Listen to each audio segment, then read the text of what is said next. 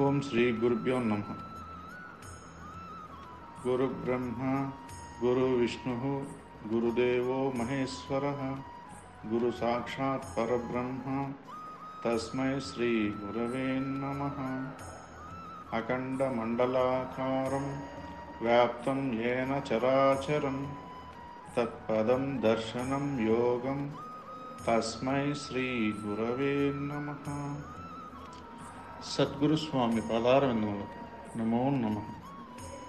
సద్గురు స్వామి పాదారవిందములు నమో నమ. సద్గురు స్వామి పాదారవిందములు నమో నమ. ఇక్కడ తన బంధానికి ఆనందపరచడానికి ఇంకొక బంధం ఏమైపోయినా పర్వాలేదు అంటే సాటి మనిషి ఏమైపోయినా పర్వాలేదు, వాళ్ళని బాధ పెట్టచ్చు, కొట్టచ్చు, తిట్టచ్చు, హింసించచ్చు, చంపచ్చు, ఏమైనా చేసేయచ్చు. ఈ బంధాన్ని మాత్రం ఆనందంగా చూసుకోవాలి.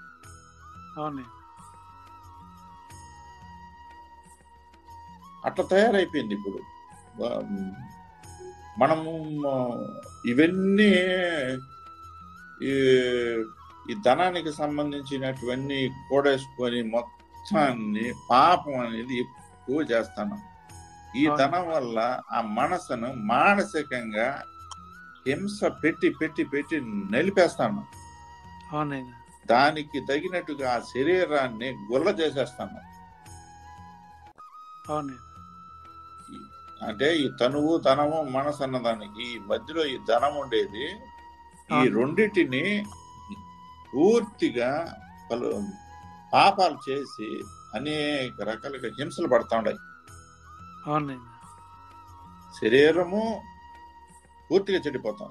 ఇట్లా మనసు మానసికంగా, శారీరకంగా, మానసికంగా నలిగి నలిగి నలిగి ఈరోజు జీవుడు నలిగిపోతున్నాడు. ఈ మధ్యలో ఈ ఒక ధనము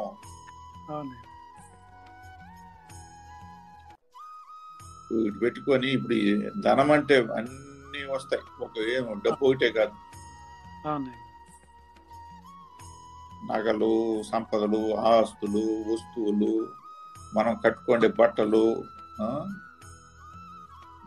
ఏదైనా సరే కనీసం ఒక నూలు దారం అయినా కూడా ధనం కింద వస్తుంది. వస్తువులంతా వస్తు సంపద అంత వస్తు సంపద మనం ఏదైతే వినియోగిస్తున్నామో అదంతా కూడా. ఈనాడు ఏదే వస్తువులు అన్ని మనం ప్రతి కట్టే బట్ట దగ్గర నుంచి నూలు పోగు దగ్గర నుంచి అంతా కూడా ధనం కిందే వస్తుంది. ఇప్పుడు వీటన్నిటి కోసం ఇప్పుడు మనము ఈ రెండింటిని పూర్తిగా పాడు చేసేస్తున్నాం. మనం మామూలుగా మాట్లాడేది తనువు ధనం మనసు అని చెప్తాను, కానీ ఈ మూడిటిల్లో దీనివల్లనే ఎంత ఈ ధనం వల్లనే ఈ మనసు ఇదంతా శరీరం అనేది గొల్ల అయిపోతా ఉంది అనేది తెలుసుకోలేకుండా పోతాం.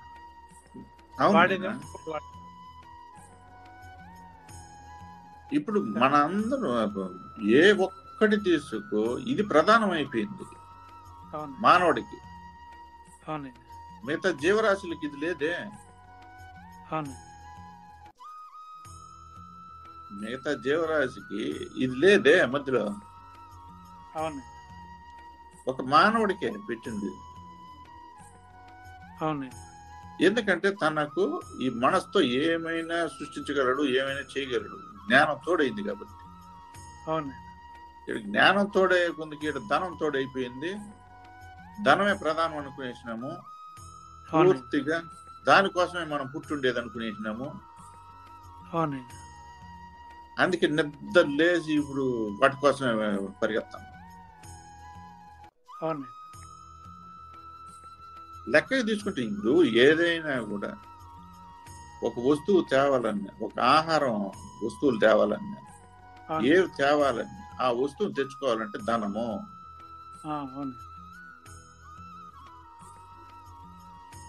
ఇప్పుడు ఆహార పదార్థాలన్నీ కూడా వాటి కిందకే వస్తుంది.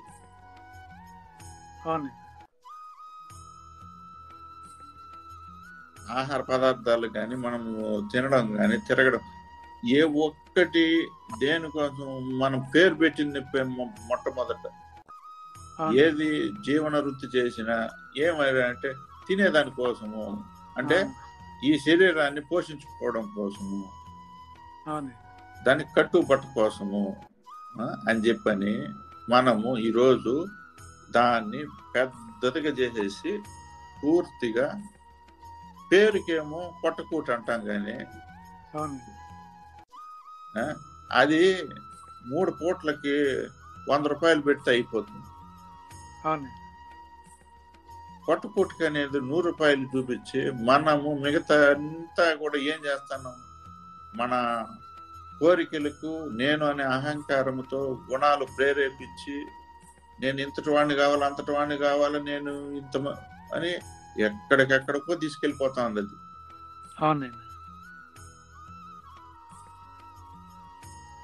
తీసుకెళ్ళిపోయి కూర్చొని పెట్టేస్తా ఉంది. అంటే ఇవన్నీ మొత్తం తను సంపాదించి నేను ఇంతటి వాడిని ఇప్పుడు ఈ గుణాలు కోరికలు ప్రేరేపితమై ఆ మనసును తోడు చేసుకొని ఇప్పుడు ఈనాడు మనము పెద్దది చేసేసాం. ఇప్పుడు కనపడేదే మనం నమ్ముతాం కాబట్టి ఇది ఊరికే ఉన్నది అదే కదా. ఇప్పుడు ఆ మనసు అనేది ఇంట్లోనే చేరుకున్నాం కాబట్టి ఆ మనసులో నేను నిన్ను అంటే నువ్వు నన్ను అనడం, నేను నిన్ను ప్రేరేపించడం నువ్వు నన్ను ప్రేరేపించడం, నేను నిన్ను ప్రోత్సహించడం నువ్వు నన్ను ప్రోత్సహించడం, నువ్వు ఎలాగైనా నువ్వు ఇది చదవాలని అనడం, ఇది ఎలాగైనా చేయాలా, దీనికి ఎలాగైనా అది, దీనికి ఎలాగైనా ఇది అని చెప్పని ఇక్కడ మొదలైంది పెద్దదైపోయింది. వాళ్ళు ఇలా ఉండారు, వీళ్ళు ఇలా ఉండారు అని వీళ్ళిద్దరి మధ్యనే జరుగుతా ఉంది. వాళ్ళందరి బతుకులు తీసుకుని వచ్చి ఇక్కడ కూర్చొని పెట్టుకొని మాట్లాడుకొని వీళ్ళు మనం కూడా చేయాలి, మనము సంపాదించాలి, మనకు ఉండాలి అని చెప్పని ఇక్కడే జరిగిపోతా ఉంది. దానికి ఇక్కడే నిర్ణయం జరుగుతుంది. దీనికి ఇరువురి మధ్యనే దానికి ప్రోత్సాహం జరుగుతా ఉంది, ప్రోద్బలం జరుగుతా ఉంది, బలంతం జరుగుతా ఉంది, ఎలా ఒత్తిడి జరుగుతా ఉండదు. తప్పనిసరిగా అందరి మాదిరి మనము ఉండాలా, మనం ఎదగాల అని టోటల్ గా మాదిరి. ఇంకా అది అట్లా ఇప్పుడు దానివల్ల పూర్తిగా పాప కర్మలు అనేది నేను చేస్తున్నాను, ఇది పాపం అని తనకు తెలియలేదు.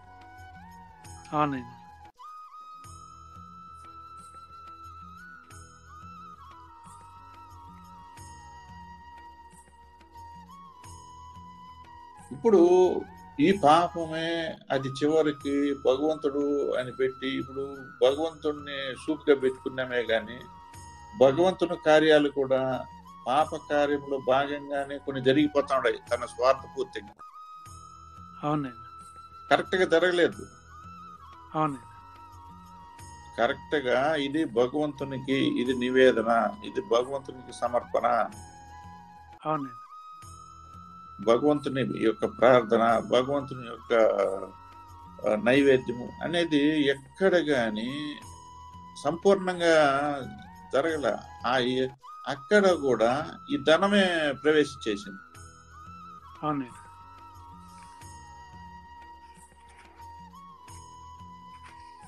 అక్కడ కూడా ఈ ధనమే ప్రవేశించేసి ఇలా ఇలా ఇలా అని దాన్ని వారి స్వార్థాలకు వాళ్ళు బలపడే దానికోసము వాళ్ళు ఇదే అనే దానికోసం భగవంతుడిని ఒక చూపుకు పెట్టి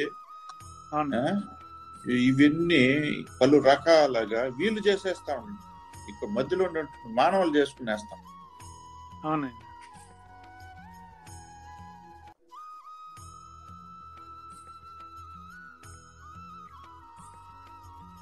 ఇక్కడ ఏ చివరికి భక్తుల్లో కూడా పాపం అన్నది పాప కార్యములు అనేది ప్రవేశించేసింది. ఎక్కడ మనస్తృప్తిగా ఉంది? అక్కడ లేదు. అవన్నీ చేస్తే తనకు మానసిక ఆనందం అని పలు రకాలుగా ఖర్చులు పెట్టి వాళ్ళు ఇదంటా ఉంటారు, వీళ్ళు తీసుకోవడంలో అలాగే ఉంటారు, వీళ్ళకి అది ఒక ఆనందంగా వీళ్ళు చేస్తా ఉంటారు. భగవంతుడి కార్యం ఆనందం అని చెప్పేసి అని, సంతోషం అని చెప్పేసి అని ఎవరు ఇష్టానుసారంగా వాళ్ళు ఇవి మధ్యలో పెట్టుకొని కూడగట్టుకునేస్తాడు. అది ఇంకా ఎంత పెద్ద మహాపాపం అనేది అర్థం కావడం లేదు. ఎందుకంటే ఆయన చూపు పెట్టి మనం ఈ పని చేస్తే ఇప్పుడు ఎవరెవరు కోరికల కోసం వాళ్ళు చేసుకుంటా ఉండేది అది వేరుగా ఉంది. ఇప్పుడు భగవంతుని చూపు పెట్టి మళ్ళీ అందులో భాగంగా చేసేసి మళ్ళీ అది కూడా ఒక పాపకార్యంగా మార్చేస్తా ఉంటే పైకి కనపడేది పుణ్యకరమే కనపడతా ఉంది, కానీ లోపల జరుగుతూ ఉండేదంటే ఇవే.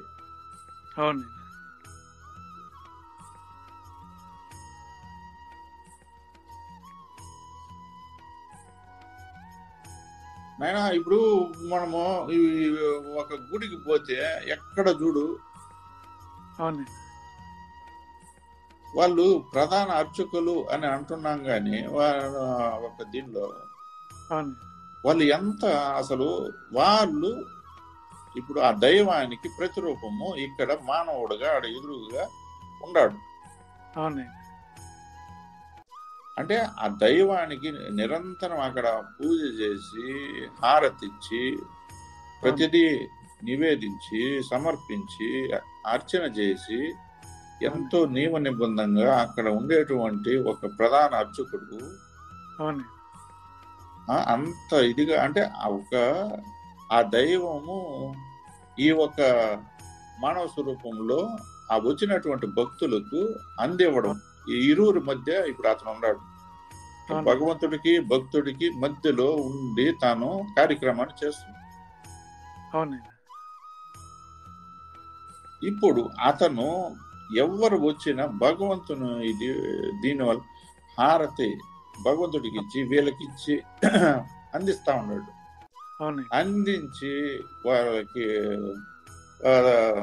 ప్రతి ఒక్కరిని ఆశీర్వదిస్తా ఉన్నాడు.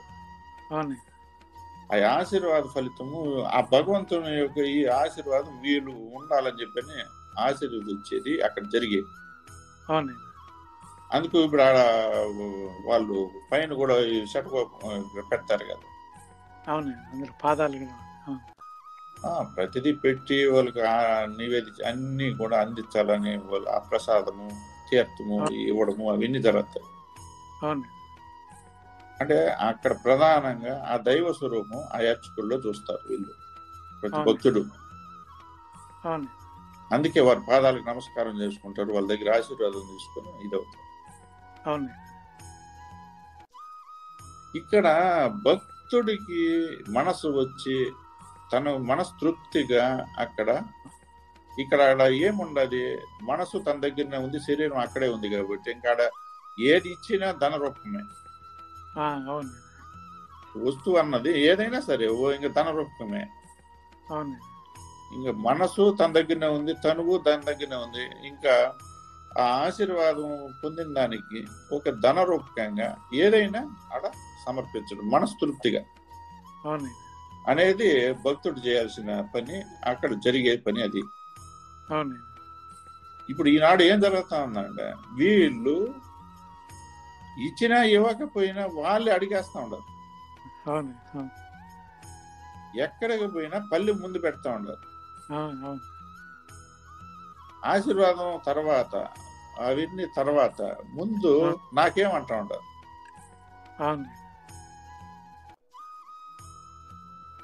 ఒక దైవ స్వరూపుడుగా ఉండి నాకేమని అడిగే పరిస్థితిలో అంత దిగజారిపోయినాడంటే అక్కడ అతని దగ్గర ఈ ఆశీర్వాదం తీసుకుంటే తీసుకోకపోతే అంటే నీకు 10 రూపాయలు ఇచ్చి ఆశీర్వాదం పొందాలనా? నువ్వు అడిగి తీసుకుంటా ఉండవు. అది ఎంత మహాపాపము ఒక భక్తుడి దగ్గర. నువ్వు ఉండేది ఎక్కడ? సాక్షాత్తు భగవంతుడి దగ్గర ఉండి భక్తుడి దగ్గర. భక్తుడు ఇస్తే తీసుకో, నువ్వు అడిగేందుకు తీసుకుంటావు? అది ఎంత మహాపాపం అది. అక్కడ దేవస్థానం డబ్బు కూడా ఇస్తాను కదా నేను, జీతము, జీతభత్యాలు, గృహ వసతి అన్ని కల్పిస్తాను అర్చకునికి. అయినా ఆ ఇచ్చే డబ్బును బట్టే ఇక్కడ 10 రూపాయలు ఇస్తే ఒకటి, 100 రూపాయలు ఇస్తే ఒకటి, 200 ఇస్తే ఒకటి, దాన్ని బట్టే అక్కడ ఆ చటారి పెట్టడము, ఆ గోత్రం చెప్పమనటం ఇవన్నీ కూడా జరుగుతుంటాయి. ఆ పూజగా కార్యక్రమాలు కూడా డబ్బును బట్టి చేస్తారు. డబ్బును బట్టి, మనిషిని బట్టి, పేదవాడిని ధనికుడిని బట్టి, మనిషిని బట్టి కూడా చేస్తున్నారు. అవునవును అవును. అంటే ఇది ఎక్కడికి పెరిగిపోయింది ఈ పాప కార్యం అనేది చెప్పేది. భగవంతుడి దగ్గరికి కూడా వచ్చేసింది మానవుడు చేసే పని. అవును. ఇప్పుడు తన అలవాట్లు కావచ్చు, ఇప్పుడు ఇలాంటి పనులు ఎందుకు చేస్తారు? ఏదో ఒక అలవాట్ల వల్ల కావచ్చు. ఇప్పుడు ఇంట్లో ఇప్పుడు మనం అనుకున్నట్టుగా ఈ ప్రేరేపితాలు కావచ్చు. అవునవును. ఈ ప్రేరేపితాల వల్ల తన ధర్మాన్ని కూడా స్వధర్మాన్ని వదిలేసి పరధర్మంగా దిగేసినాడు. అవునండి. అంటే ఇక్కడ ఇంట్లో ఒత్తిడి కావచ్చు, తన అలవాట్లు కావచ్చు, చేసే పని అక్కడ పాప కార్యం చేసేస్తా ఉన్నాడు. అవునండి. ఈ మొత్తంగా ఏం జరుగుతా ఉండదు అన్నప్పుడు, అందుకే నేను 90% పాప కార్యమే జరుగుతా ఉండేది. పుణ్యాత్ములు ఉండరు, లేకుండా పోలా. వాళ్ళు ఉండే ఇది తెలియదు ఊరికి. వాళ్ళు ఆ విధంగా ఉండిపోతా ఉండారు. వాళ్ళు తట్టుకొని ఓర్చుకొని నిలబడి కరెక్ట్ గా ఉండే వాళ్ళు ఉండారు. లేకుండా కాదు. లేకపోతే ఈ సత్యం నిలబడదు, ధర్మం నిలబడదు, ఈ నిజం నిలబడదు. వాళ్ళు ఉండారు. కాకపోతే కార్యక్రమాలు ఇవి ఎక్కువ అయిపోయినాయి, పాప కార్యక్రమాలు.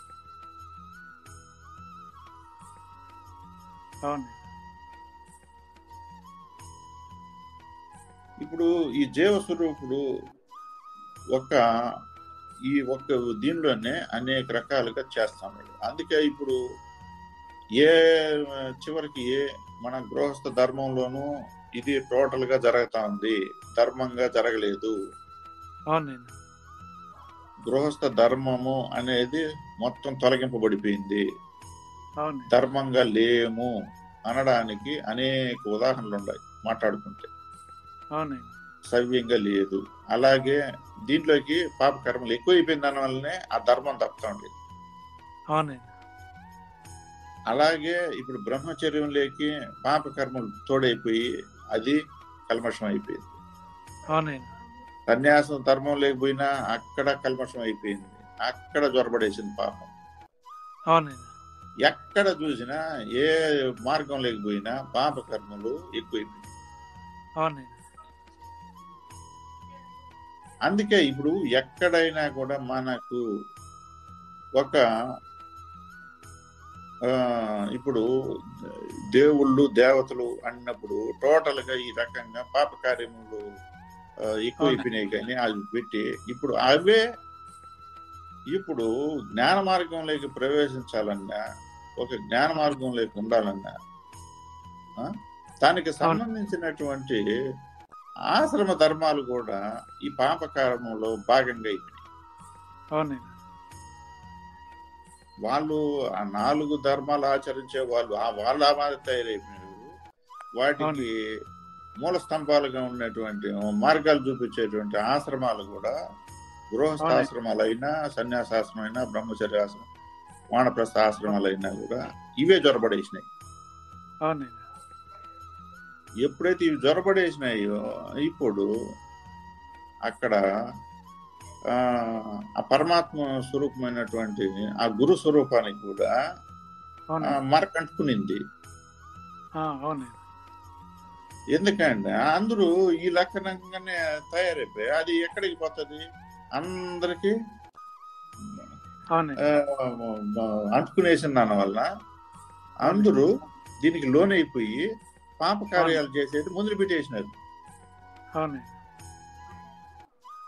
అంటే ఇక్కడ ఏం చేస్తున్నారు? ఇప్పుడు ఆ ధర్మాన్ని వాడుకొని పాప కార్యం మొదలు పెట్టేసినారు.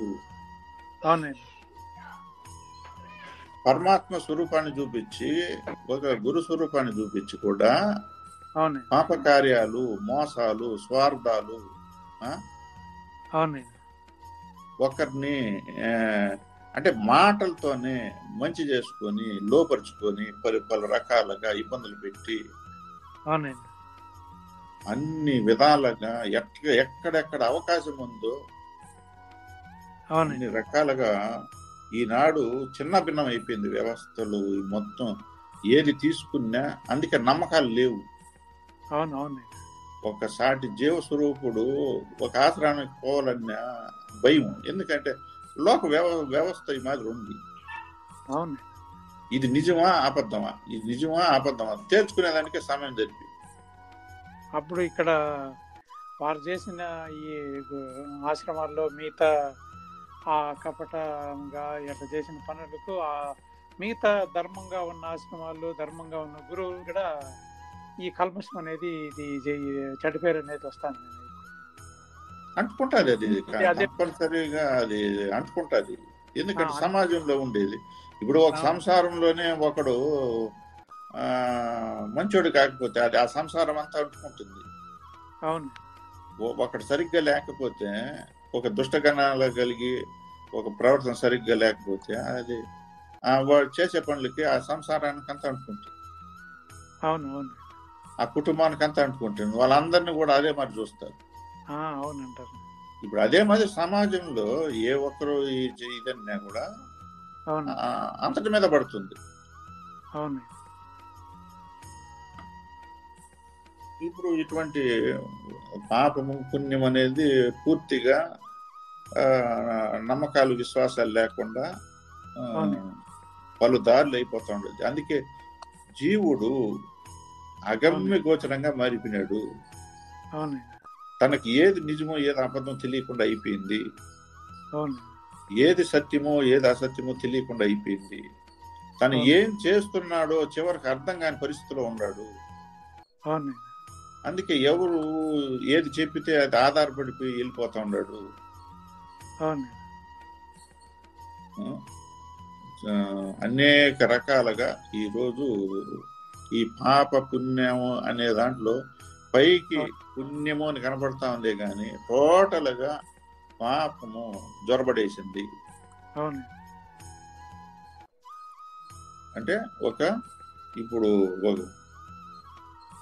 కౌరవులు ఎట్లయితే మొత్తాన్ని ఆక్రమించేసినారు రాజ్యాన్ని మొత్తం, ఎక్కడ కానీ పుణ్యానికి 5 ఊర్లు కూడా ఇవ్వమని చెప్పేసి అన్నట్టుగా ఆ మాదిరి మొత్తం జొరబడేసి ఉన్నది ఇప్పుడు పాప కార్యాలు.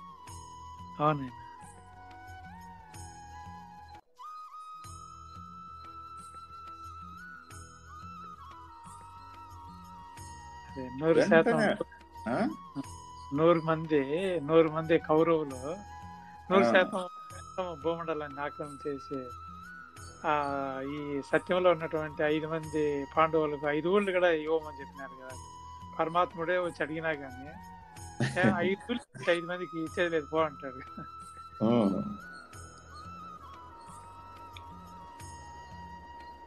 ఇప్పుడు ఇది ఒక జీవస్వరూపులకు ఇప్పుడు ఈనాడు ఈ విధంగా ఉండాలి. అన్నిటికీ ఇప్పుడు అదే ముడిపడిపోయింది. ఇప్పుడు ఇంత ముడిపడిపోయి మళ్ళీ ఇన్ని చేసి ఇప్పుడు ఇదంతా మూట కట్టుకున్నట్టే కదా. తను మొత్తానికి ఈ జన్మ ఎత్తి మొత్తము ఈ కార్యక్రమాలన్నీ చేసి ఇప్పుడు ఈ పాప కర్మనంతా మూట కట్టుకుని కదా ఇప్పుడు వెళ్తా ఉంటాడు. అప్పుడు ఇంకో జన్మ ఇంకెట్టుంటుంది, ఇంకా ఘోరాతి ఘోరంగా. తను అనుకుంటా ఉన్నాడు మనం మంచి వాళ్ళమే కదా, మనం అన్ని మంచి కార్యమాలే చేసినాం. లేదు, ఇక్కడ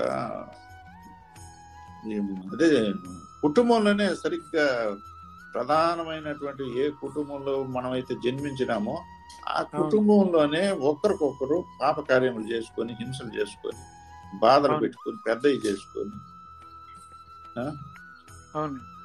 అవి తోడు చేసుకుని తీసుకొని పోతాం. మనం మంచి వాళ్ళం ఎక్కడ మంచిగా ఉన్నాం, ఎక్కడ పూర్తిగా పుణ్యవంతులుగా ఉన్నాము.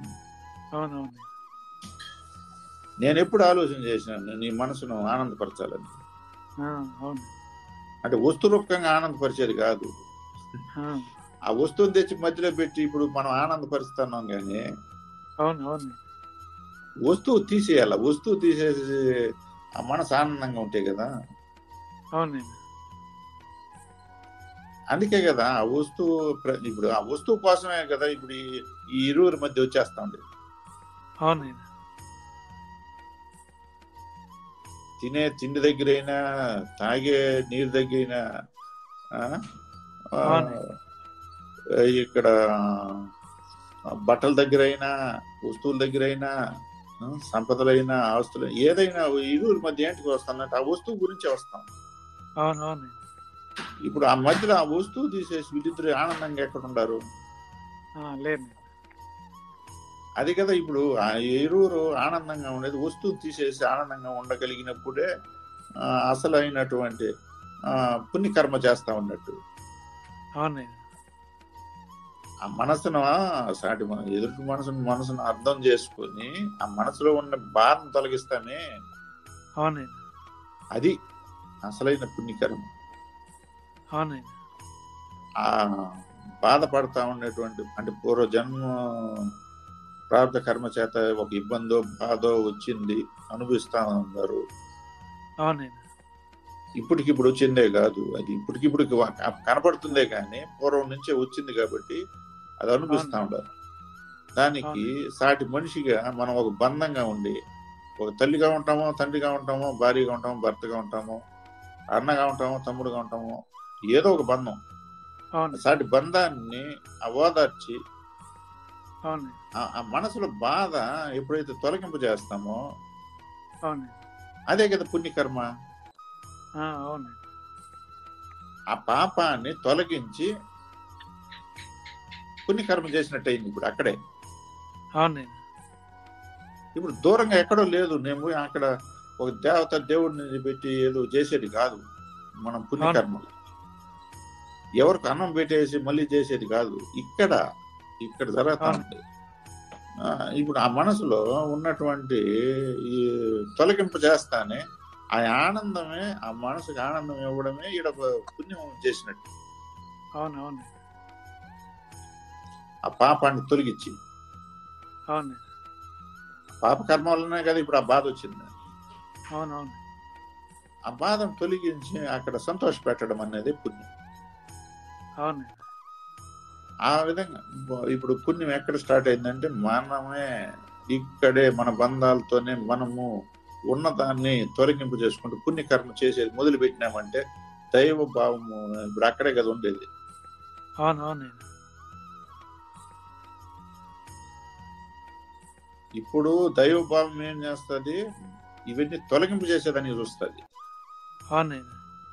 అంటే ఒక బాధను తొలగించాలన్నా, ఒక సమస్యను తొలగించాలన్నా, తనకి సహాయ సహకారాలు అందించాలన్నా, ఒక అనారోగ్యానికి వైద్యం చేసేదైనా, దాన్ని ఆరోగ్యంగా సరిచేసేదైనా,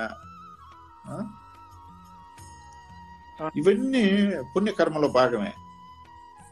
అవునవును ఒక సహాయం చేయడం కానీ, ఒక సలహా ఇవ్వడం కానీ, దారి తెలియనోడికి దారి చూపించడం కానీ, బాధల్లో ఉండేవాడికి ఓదార్పు ఇవ్వడం కానీ, ఇవన్నీ మనము మన ఇంట్లోనే మొదలవుతాయి. మన ఇంట్లోనే ఎప్పుడైతే మనసును ఆనందంగా పెట్టగలిగినప్పుడు, ఆనందపరచగలిగినప్పుడు, ఇది తన జ్ఞానంతోనే కదా చేసేది, వస్తువుతో కాదు. ఈడ మనం వస్తువుని ముడిపెట్టేసి ఉన్నాము ఇప్పుడు టోటల్ గా. అందువల్ల ఆ వస్తువుని చూస్తేనే, తెచ్చిపెడితేనే, ఇస్తేనే ఆనందం అన్నట్టు అయిపోయింది. మనమయ్యే నేర్పించింది. ఇప్పుడు చిన్న బిడ్డ ఏం అడగలేదు, చిన్న బిడ్డ ఏం అడగల. నువ్వు ఈ పని చేసుకుని వస్తే నేను చాక్లెట్ ఇస్తా, నువ్వు ఈ విధంగా ఉంటే బిస్కెట్ ఏడవద్దు చాక్లెట్ ఇందా, బిస్కెట్ ఇందా, ఐస్ క్రీమ్ ఇందా అని చెప్పని మనమయ్యే వస్తువుని చూపించి నేర్పించినాం. చిన్న వయసు నుంచే 6 నెలలు పెట్టినప్పటి నుంచే నేర్పించాయి. వస్తువుని చూపించే ఆ ఏడుపును తగ్గించడానికి, ఆ బాధను తగ్గించడానికి మనము వస్తువుని చూపించేది నేర్పించినాం బిడ్డకి. అవునవును ఆ వస్తువులు ఏమైపోయినాయి, ఈనాడు పెద్ద అయిపోయినాయి. ఈ రోజు చాక్లెట్ అనేది ఒక పెద్ద కారు అయి కూర్చునింది, ఒక ఇల్లు అయి కూర్చునింది. అవునండి. ఆ? అవునండి. కోరికలకు పరిమితం లేదు, ఏదైనా కోరచ్చు అన్నట్టు అయిపోయింది పరిస్థితి. ఈ రోజు ఆ చాక్లెట్, బిస్కెట్, చందమామ, అవునండి. వాళ్ళు వీళ్ళు అది ఇదని చూపించేసి బొమ్మలు, ఈ రోజు ఆ బొమ్మలు ఏమైనాయి, ఆ బొమ్మలు పెద్ద గుదిబండ అయి కూర్చున్నాయి. అవునవును. ఇప్పుడు అవే కావాలని కూర్చోండేది ఆ వస్తువులు. అవునవును. ఈ రకంగా మనము మనకి అప్పటికి ఆ సమయానికి ఆ ఏడుపుని తగ్గించిపోయి ఆ బాధను తొలగించి ఎప్పుడైతే వస్తువుని పెట్టినామో అవును, ఇది స్టార్ట్ అయిపోయింది. అది స్టార్ట్ అయ్యి పెద్ద అయిపోయి వస్తువుతోనే మనిషి ఇక్కడ తృప్తి పడతా ఉన్నాడే కానీ మాటలతో తృప్తి పడడం లేదు. అవును. అది ఏం చేసింది, ఇప్పుడు జ్ఞాన మార్గంలోకి వచ్చేసిన తర్వాత కూడా అవును, తనకు నమ్మకం కలగాలంటే ఆ వస్తువు కనపడాలి. అవును. ఇప్పుడు ఆ వస్తువు కనపడకనే ఇప్పుడు పరమాత్మను నమ్మలేకపోతున్నాడు, చేయలేకపోతున్నాడు, ధ్యానం చేయలేకపోతున్నాడు, సాధన జరపలేకపోతున్నాడు. ఆడ దేవుడు దేవతలని వస్తువుని చూపించేశా, విగ్రహాన్ని, పటాన్ని. ఏది తీసుకొని వచ్చినా వస్తువుని చూపించి నేర్పించి ఇప్పుడు వస్తువు ఉంటేనే పరమాత్మని నమ్మతానన్నట్టుగా అయిపోయింది. నువ్వు ఎన్నైనా నువ్వు విచారం చేస్తున్నావు, నువ్వు ఇన్ని సత్సంగాలు చెప్తాను, నువ్వు ఇన్ని రకాలుగా పరమాత్మ గురించి చెప్తున్నావు, నిదర్శనం ఏమి నాకు చూపించు అంటున్నాడు. అంటే నమ్మడానికి.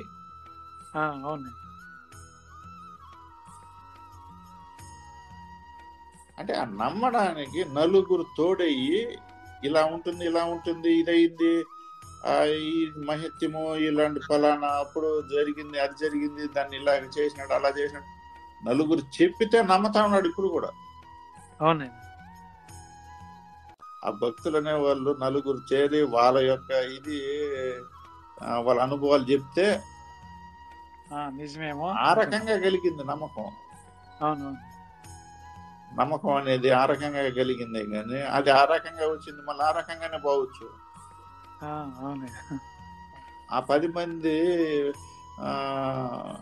ప్రోత్సహించి ఈ విధంగా ఉంటుంది పరమాత్మని మహత్యము, ఆయన యొక్క ఇది ఉంటుంది, ఈ విధంగా ఉంటుందని చెప్తే నమ్మినాడు. రేపు అదే 10 మంది పలు రకం ఏముంది బా అది కాదు, ఊరికి అది ఏమి లేదు అని చెప్పి అదంతా ఒట్టిది అని అంటే కూడా 10 మంది చెప్తే మళ్ళీ మారిపోతాడు. కాబట్టి అది ఎట్లొచ్చిందో అట్లే పోతా ఉంది. అందుకు ఆ రకంగా ఏర్పడిన నమ్మకం అది నమ్మకం కాదు.